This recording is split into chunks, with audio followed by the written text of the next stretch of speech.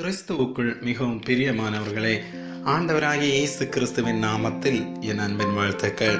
இன்றைக்கு ஆண்டவர் உங்களை பார்த்து சொல்றாங்க. ஏசாயா 9ஆம் அதிகாரம் 2வது வசனம். இருளில் நடக்கிற ஜனங்கள் பெரிய வெளிச்சத்தை கண்டார்கள். மரண இருளின் தேசத்தில் குடியிருக்கிறவர்களின் மேல் வெளிச்சம் பிரகாசித்தது. இருளில் நடக்கிற ஜனங்கள், பாவத்தின் பிடியில் இருக்கிற ஜனங்கள், கர்த்தரை ஏற்றுக்கொள்ளுகிறவர்கள் இருளின் பிடியிலிருந்து பெரிய வெளிச்சத்தை காண்பார்கள். நீங்கள் மரண இருளின் பிடியில் தவித்து கொண்டிருந்தாலும் கர்த்தர் மரண இருளின் பிடியிலிருந்து பாதுகாத்துக் கொள்வார். பிரியமானவர்களே, கிறிஸ்து இயேசு பிறப்பதற்கு முன்னதாக நாம் இருளில் வாழ்ந்து கொண்டிருந்தோம். அந்த இருள் எப்படிப்பட்ட இருள்?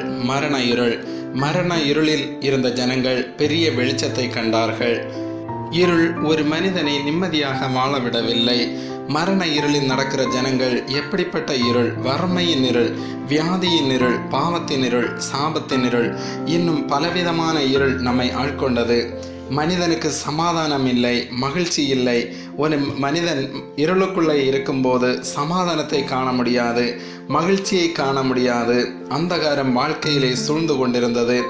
எப்போதும் மனதிலே சஞ்சலமும் கண்ணீரும் கவலையும் சூழ்ந்து கொண்டிருந்தது. அப்படிப்பட்ட நம்மை பாதுகாத்து கொள்வதற்காகத்தான் கிறிஸ்து இயேசு இந்த உலகத்தில் பாலகனாக பிறந்தார். பிரியமானவர்களே, இதுவரைக்கும் இருளில் இருந்த உங்களுடைய வாழ்க்கையில் பெரிய வெளிச்சத்தை காணப்போகிறீர்கள். பாவ இருள், சாப இருள், ஒரு சமாதானம் இல்லை, நிம்மதி இல்லை, வியாதியின் பிடியிலிருந்து கவலையோடு இருக்கீங்களா?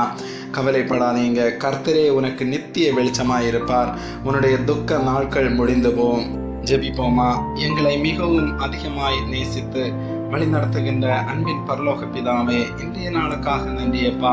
இன்றைக்கு நாம் ஆண்டவரிடத்திலே ஒப்பு கொடுத்து ஜெபிப்போம். இயேசு பாலகன் நமக்காகவே பிறந்திருக்கிறார்.